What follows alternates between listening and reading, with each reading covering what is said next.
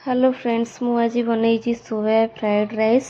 देखो केते सुंदर लगुच। बनवाई गोटे कप चाउल को भलसे धोईकी गरम पानी रे पकेली 15-20 मिनिट लगिला। भात हो सारा पर छाणिकी रखीदेली। सोयाबीन को गरम पानी रू चिपुड़ी रखी ता ऊपर 2 चम्मच कॉर्नफ्लोर, लंका गुंड, लुण पकेकी ताकू भलसे गोलई देली। एपटे कढ़ई रे तेल पकेइथिली, सोयाबीन को पकेदेली। सोयाबीन को भलसे फ्राए कली गोल्डन ब्राउन हवा जाए, ताकू बाहर करदेली। देखो कितने सुंदर लगुची। तापरे मु अदा रसुण कंचा लंका काटिकी पकेदेली। पियाज कुच कुच करी काटिकी रखी ताकू भी पकेदेली। पकईकी 2-3 मिनिट कंथर फ्राए कली। ता ऊपर मु बीन्स, गाजर, कोबी और मटर पकेली।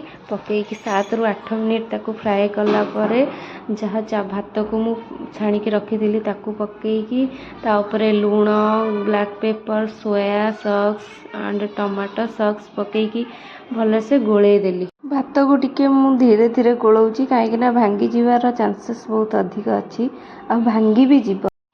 फिर मु सोयाबीन को जो फ्राए करके रखी ताकू पकईकी भलसे गोलैला परे देखो केते सुंदर लगुची।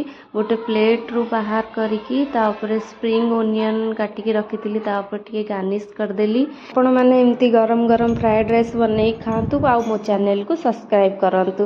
Thank you. जय जगन्नाथ।